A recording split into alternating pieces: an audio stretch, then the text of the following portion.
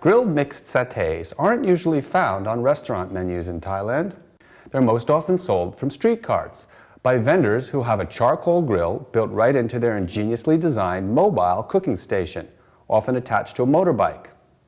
Our recipe is one you can make at home, with or without a charcoal grill. We call this dish mixed satays because we're using not only pork and chicken, but also squid and prawns. Let's look at the herbs that go into the marinade. This is what a turmeric root looks like in its whole form. It's a spice widely used in Indian cooking, most often in a powdered form. Another ingredient you may know from Indian cooking is yellow curry powder, and you're most likely to find it in a jar like this at your local Asian grocer's. Or you can buy it from our website in a package like this.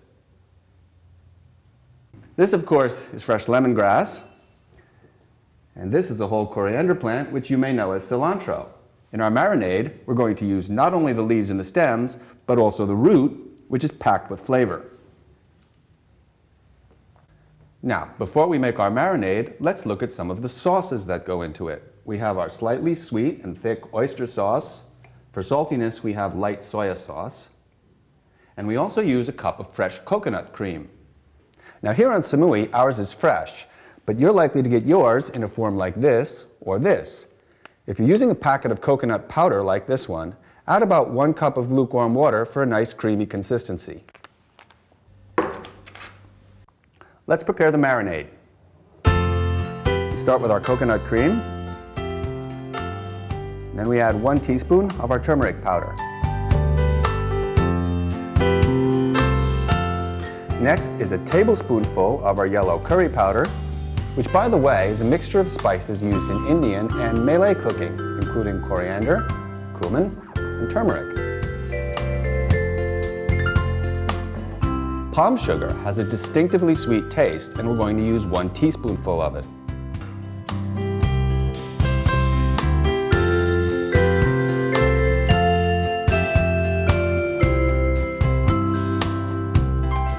Now we add a teaspoon of soy sauce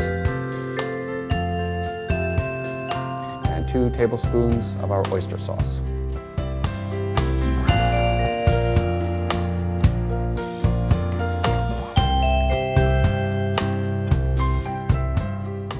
And now we'll combine these seasonings.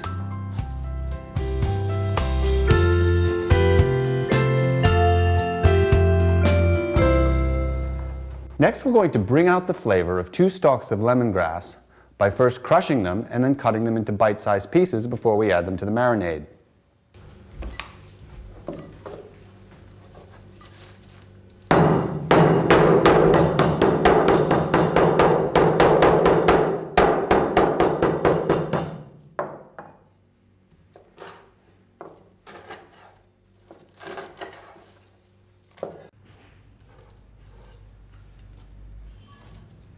We're going to use mainly the roots of our 2 coriander plants because, as I said earlier, that's where most of the flavor is.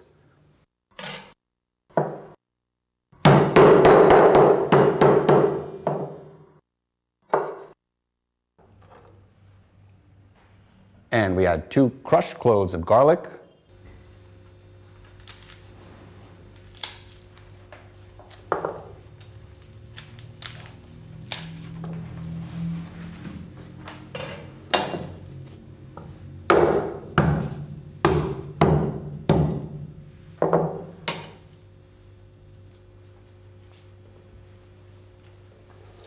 lime or lemon juice has the effect of instantly marinating meat, and so it can be a great time saver in recipes like this one.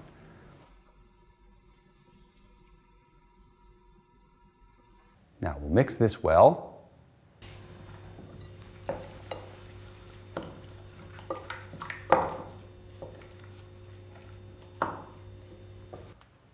This marinade looks and smells great.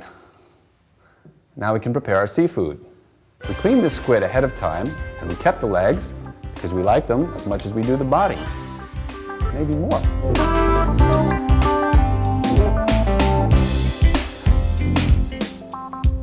This technique is called scoring. We make gentle diagonal cuts on the inside surface for a decorative effect.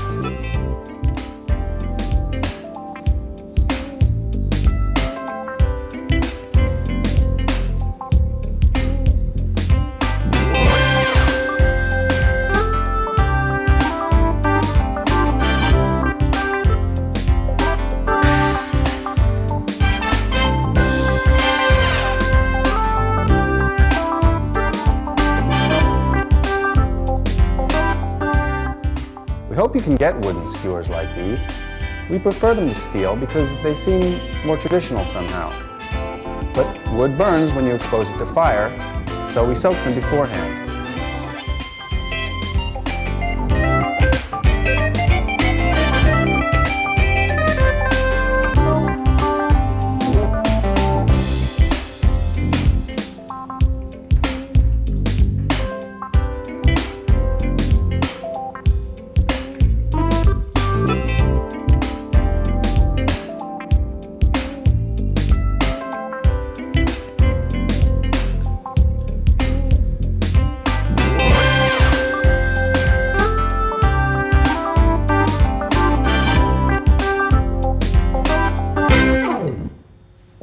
These beautiful prawns are next. We remove the head and the shell, of course, but we leave the tail on because that gives us a little handy place to hold on to them.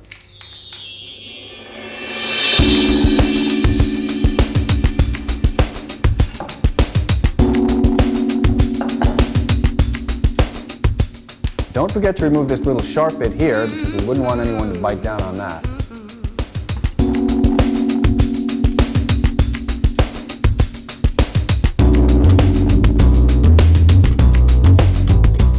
These cross cuts that Room is making across the prawn's body will keep it from curling up when we cook it.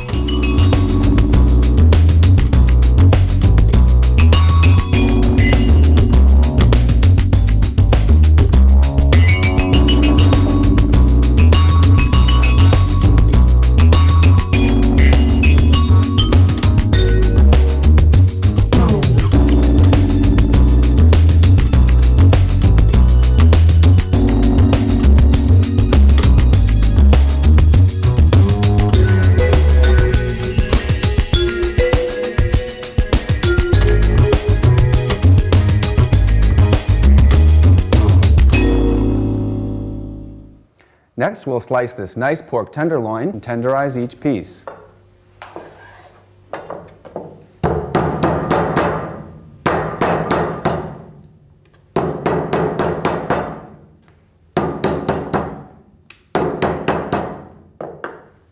When you're putting this much effort into a dish, it really does make sense to use the best and freshest quality ingredients you can get.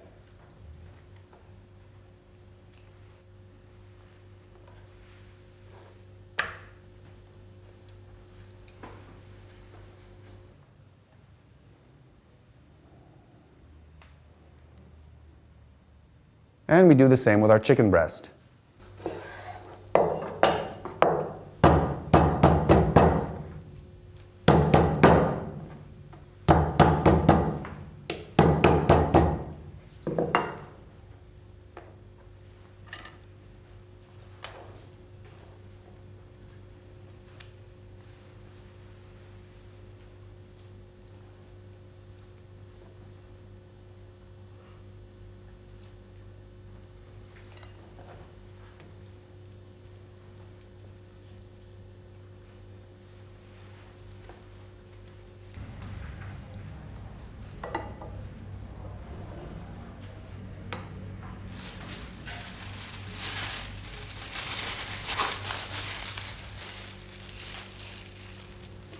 Using your hand to drench the skewers in the marinade allows you to ensure that they're well and truly coated.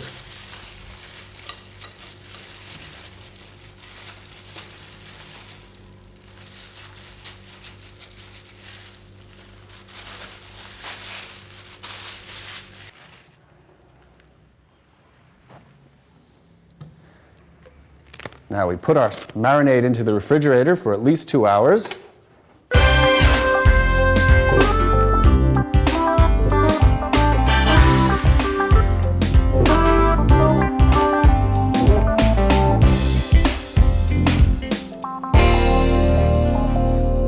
Meantime, let's make our peanut dipping sauce. What makes this dish so delicious is the fact that not only the marinade, but the peanut sauce is made from scratch. It's a bit of work, but you can make a large quantity and freeze the unused portion. Now let's look at 2 of the essential ingredients in this recipe first. This is what the fruit of the tamarind tree looks like if it's picked before it ripens. This is what a ripe fruit looks like. This is ripe fruit we took from inside their peels. And this is the juice that came from it. Now we're going to show you how to get this from this. This is enough fruit to yield plenty of juice, but first we have to separate the pits. The easiest way to do this is with your fingers in a bowl of warm water.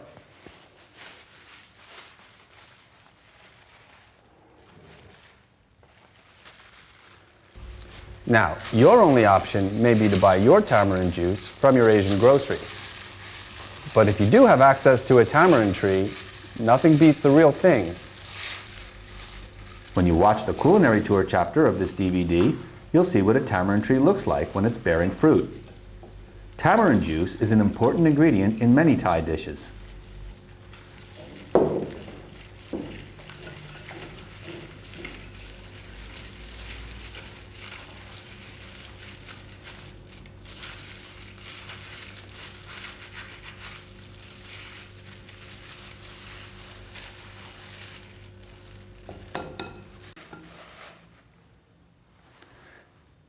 This juice is what will provide the tang in our peanut sauce. It's what we use in Thai cooking when we don't want the tang to boil out, which is what happens to lemon or lime juice when it's exposed to heat.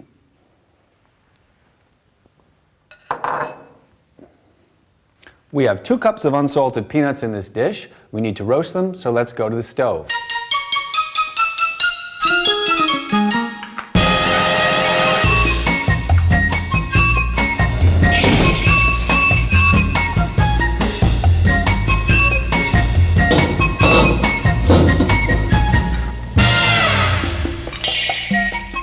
Over a low flame, this might take up to 15 or 20 minutes. We don't really expect you to do this unless for some reason you can't find roasted, unsalted peanuts where you do your shopping. After you've roasted the peanuts for a while, and you think you're getting close, break one open and look for a slightly browned color.